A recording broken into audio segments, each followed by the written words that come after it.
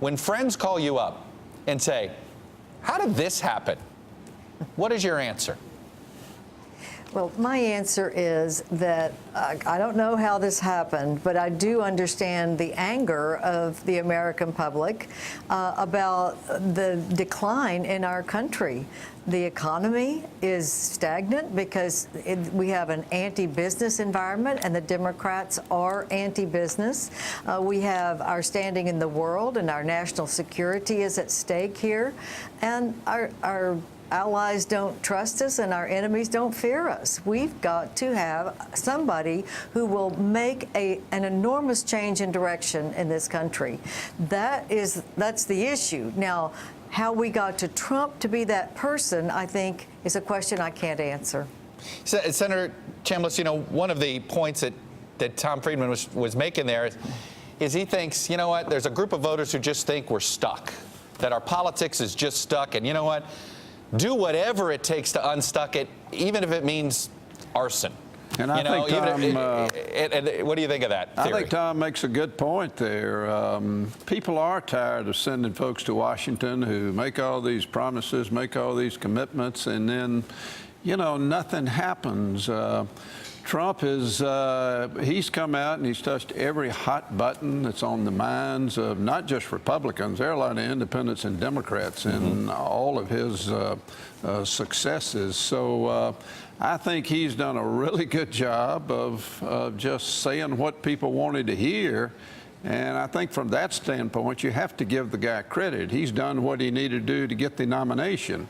Now he's going to have to do a little more deep diving, and that's what's going to be interesting to see. And frankly, I know that he understands issues a lot more than people give him credit for at this point. And I think he's prepared himself to kind of go forward in a little bit different way, but a positive way. Senator Hutchison, do you think the Republican leadership in Washington should accept some of the blame here? You know, I have to say that I think the Republican leaders are getting a bad rap. I think that some of these candidates have given the impression that we control all three of the tools of lawmaking, and we don't.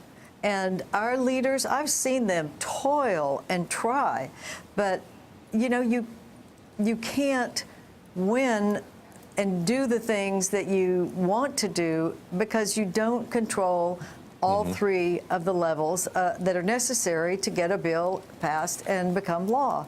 And I don't think President Obama has worked with the Republican leaders. He's, as Larry Kudlow mentioned earlier, walked away when he made deals.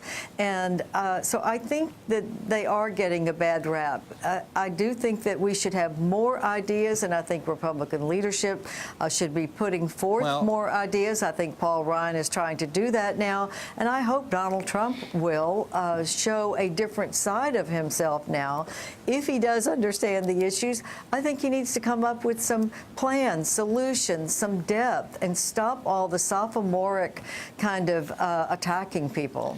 Senator Chambliss, though, in hindsight, you know, I know that, frankly, I know the Republican narrative is that Obama walks away from every deal.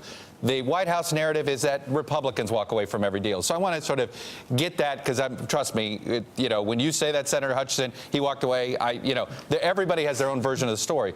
But let me ask you this, Senator Chambliss. In hindsight, should more deals have been cut by the Republican leadership? Should there have been more give? And is the real problem that constituents don't reward compromise anymore, they punish it? Well, frankly, the Republican leadership is being criticized by the right wing of our party for compromising too much. So I think the answer to your question is no.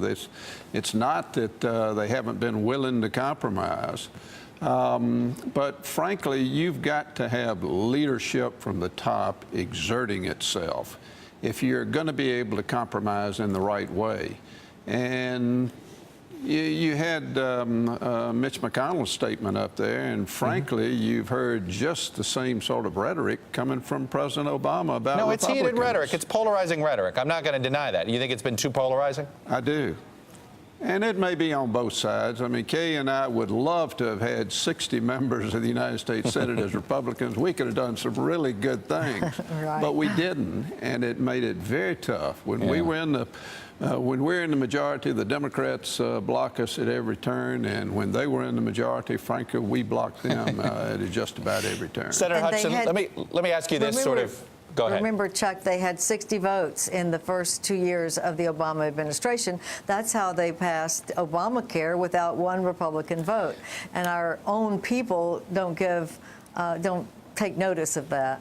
Well, I think it's one of those. I always wondered what would life have been like. Would healthcare have looked differently if he had only had 54 Democrats and he was knowing that he was going to have to find reach. 6 or 7? Let me ask you this, Senator Hutchison. Last question: if the Gang of 8 bill had passed and had become law in 2013, do you think immigration would be as hot of a button issue today inside the Republican Party? I do, because I think the illegal immigration is out of control, and I don't see that bill was not going to pass, and I think that taking it, I think we have to have an answer for illegal immigration, and I think Donald Trump has brought that issue to the forefront, but it is out of control. I don't think that the Gang of 8 bill was the right bill myself, but I think there are answers, and we are not producing them. Are you supporting Donald Trump, Senator Hutchison? I'm going to see how he conducts this campaign. So you're not there yet. You're like Paul Ryan. I'm not there. I am. Senator Chambliss, you sounded like you were there. I'm going to support the Republican nominee, and that appears to be Donald Trump. I have all the confidence in the world that he's going to have a strong platform that he helps develop to run on that's going to turn this country around.